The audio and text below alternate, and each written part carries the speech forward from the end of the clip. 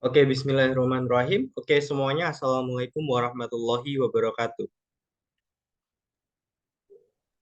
Waalaikumsalam warahmatullahi wabarakatuh. Okay, so good morning, everyone.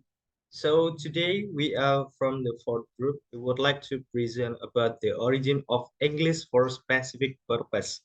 And this is our member. The first is me, Tujadi Hamid, as the moderator. And then my friends, Nica, please introduce yourself.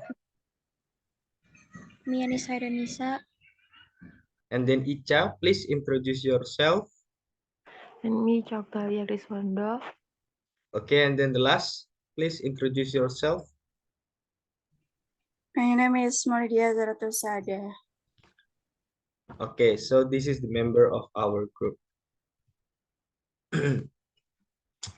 And the first material is about what is ESP. It will be present by my friend, please. Okay, so here I will explain about what is ESP. So ESP refers to a specialized branch of English language teaching and learning that focuses on providing language skills tailored to specific fields, professions, or academic disciplines. Jadi di sini maksudnya ESP adalah singkatan dari English for Specific Purposes. Dari judulnya saja, kita bisa melihat ada specific purposes. Berarti bahasa Inggris ini digunakan untuk tujuan yang khusus. Mengacu pada cabang khusus dari pengajaran dan pembelajaran bahasa Inggris yang berfokus pada penyediaan keterampilan bahasa yang disesuaikan dengan bidang-bidang tertentu, seperti profesi atau disiplin akademik lainnya. ESP ini berbeda dengan kursus bahasa Inggris pada umumnya, di mana ESP ini memiliki tujuannya tersendiri, yaitu untuk memenuhi kebutuhan dan tujuan spesifik para pembelajar dengan fokus pada kosakata, tata bahasa, dan strategi komunikasi yang relevan dengan bidang studi atau pekerjaan mereka. Hal ini bisa mencangkup bidang seperti bisnis, kedokteran, teknik, pariwisata, ekonomi, atau penelitian akademik. Program ESP ini dia dirancang untuk melengkapi pembelajar dengan kemampuan atau kecakapan bahasa Inggris yang diperlukan untuk berhasil dalam bidang yang mereka pilih atau geluti dan berkomunikasi secara efektif dalam konteks profesional. Jadi di sini maksudnya misalnya kita adalah mahasiswa di bidang kesehatan. Kita mungkin akan mendapatkan mata kuliah bahasa Inggris, tapi bahasa Inggris yang kita pelajari itu akan lebih spesifik pada bidang kesehatan, seperti kosakata-kosakata yang dipelajari. Kalau di bidang kesehatan, contohnya ada surgery yang berarti operasi, atau emergency yang berarti darurat. Lalu kalau misalnya kita adalah mahasiswa dari bidang ekonomi, ya kita mendapatkan bahasa Inggris dalam jurusan tersebut. Namun, fokus dari bahasa Inggris tersebut akan lebih menjorok ke bidang spesifik, yaitu ekonominya itu. Misalnya dengan kosakata inflation atau inflasi, atau bisa juga dengan GDP, Gross Domestic Bruto, atau yang dalam bahasa Indonesianya, Produk Domestik Bruto. Terima kasih. Okay, thanks ever so much, Maulidia. And the next, this is the origin of ESP. Jadi ada urutan perkembangan dari sejarah ESP itu sendiri, dimulai dari setelah Perang Dunia Kedua pada tahun 1945, kemudian ada The Revolution in Linguistics pada revolusi linguistik pada tahun 1960, terus kemudian juga di sini kami akan menjelaskan tentang fokus apa saja yang dipelajari dalam ESP. Pertama di sini akan dijelaskan oleh teman saya. It will be present by my friends Nica.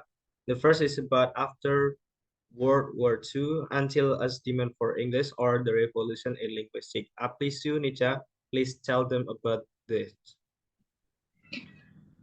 Okay, how the origin of ESP after World War II, the international expansions of scientific, technical, and economic activity led to a world dominated by technology and commerce, generating of demands for an international language. English became to these currents, creating a new mass of people want to learn the language. Previously, learning a French language was seen as a side of well-funded education, but it became necessary for various professions, including businessmen, mechanic, doctors, and students.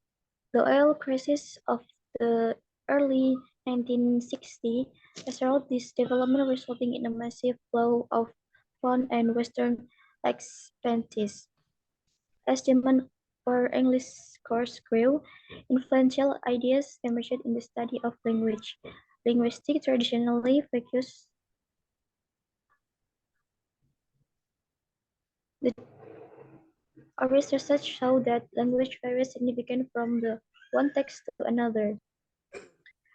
Uh, Setelah Perang Dunia Kedua, ekspansi internasional kegiatan ilmiah, teknisi, dan ekonomi menyebabkan dunia didominasi oleh teknologi dan perdagangan yang menghasilkan permintaan akan bahasa internasional. Bahasa Inggris menjadi kunci bagi mata uang ini, menciptakan masa baru orang untuk belajar bahasa tersebut. Sebelumnya bahasa asing dianggap sebagai tanda pendidikan yang luas, tetapi menjadi penting untuk berbagai profesi termasuk pengusaha, mekanik, dokter, dan pelajar. Pada krisis minyak pada awal tahun 1970-an, mempercepat perkembangan ini, menghasilkan aliran dana dan kealihan barat yang masih ke negara-negara kaya minyak. Bahasa Inggris menjadi bisnis besar dan tenaga komersial mulai berpengaruh. Seiring dengan meningkatnya permintaan untuk kursus bahasa Inggris, gagasan-gagasan berpengaruh muncul dalam teknologi bahasa. Linguistik tradisional berfokus pada mendeskripsikan aturan tata bahasa, tetapi studi baru beralih perhatian pada menentukan cara penggunaan bahasa dalam komunikasi nyata. Prinsip pedoman dari English for Specific Purpose yang bertujuan untuk menyediakan bahasa Inggris yang dibutuhkan oleh pembelajaran dalam bidang studi mereka. Bahasa Inggris yang dulunya dianggap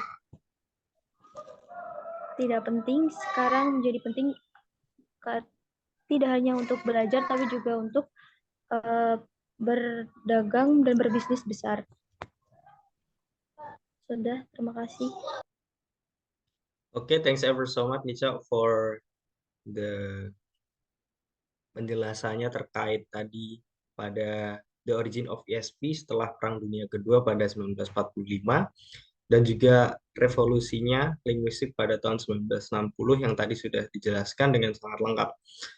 And the next, it's about the focus on the learner or the rise of special education yang akan dijelaskan oleh Ica.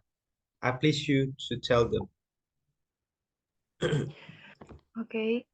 The rise of special education, ESP, was influenced by new development in educational psychology, which highlight the importance of learners' needs and interests in determining their motivation and learning effectiveness.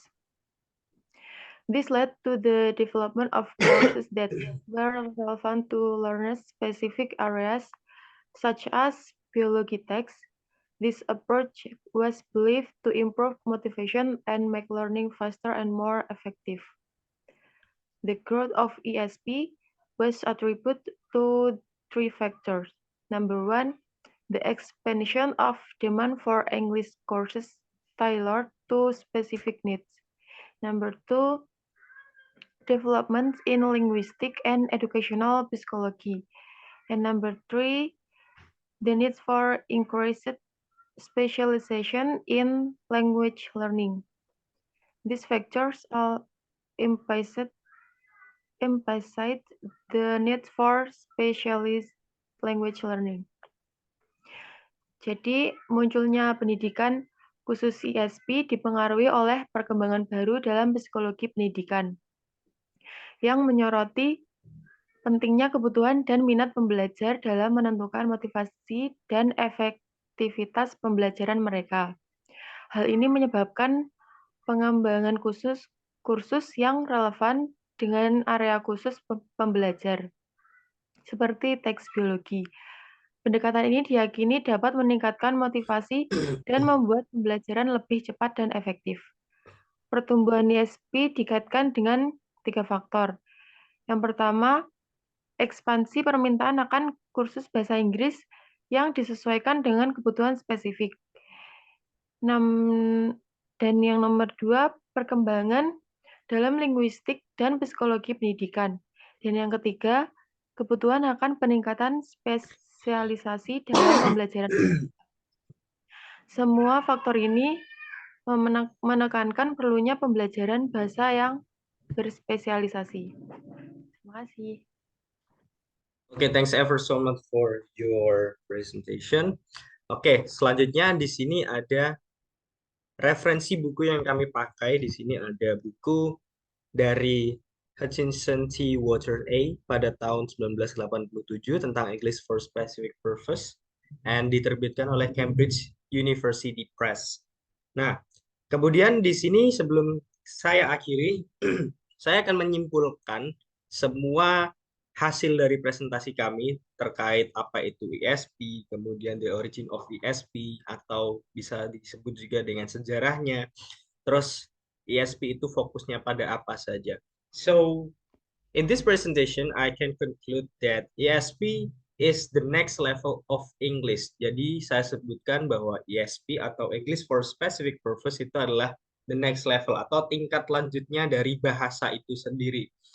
Dan ESP itu dibentuk atau tenar setelah Perang Dunia Kedua. It's really apa ya, bisa disebut sebagai permintaan yang terbanyak setelah Perang Dunia Kedua. Jadi dimaksudkan ESP itu dihadirkan dengan tujuan untuk meningkatkan ilmu pengetahuan, di mana ilmu pengetahuan itu bisa diraih dengan komunikasi or use communication for the science dan lain sebagainya. Dan tentunya itu akan sangat berpengaruh bagi negara tersebut apabila mereka mendapatkan pengetahuan yang lebih maju daripada negara yang lainnya. Dan juga di sini ESP terdapat beberapa revolusi, yang salah satunya adalah The Revolution Linguistic pada 1960, di mana dia ada perkembangan yang sangat signifikan dari variasi ESP itu sendiri, tidak hanya dalam bidang kedokteran ataupun teknik dan lain sebagainya, tapi lebih banyak lagi. Contohnya adalah ESP untuk pertambangan, ESP untuk kehutanan dan lain sebagainya, di mana vocab-vocabnya pasti juga sangat berbeda antara satu dengan yang lainnya. Dan kemudian fokus dari ESP itu sendiri akan bertitik tumpu pada bidang-bidang masing-masing yang dipelajari. Bisa kedokteran, maka vocab yang dipelajari adalah vocab kedokteran. Begitu juga apabila ESP tentang teknik, maka yang dipelajari adalah vocab-vocab yang digunakan dalam dunia teknik dan lain sebagainya. Seperti itu contohnya. Jadi ESP ini muncul sebagai jembatan atau penjembat ilmu pengetahuan kepada orang yang mempelajari ilmu pengetahuan tersebut. And it really helping, yang sangat membantu para pakar untuk menyalurkan ilmunya kepada siswanya. Jadi seperti itu. So that is the conclusion about ESP. I think that's all. Thank you very much. Thank you very much, Ica, and Lydia for your nice presentation. And we do apologize if we have some mistake. The last we say, wassalamualaikum warahmatullahi wabarakatuh. Waalaikumsalam warahmatullahi wabarakatuh.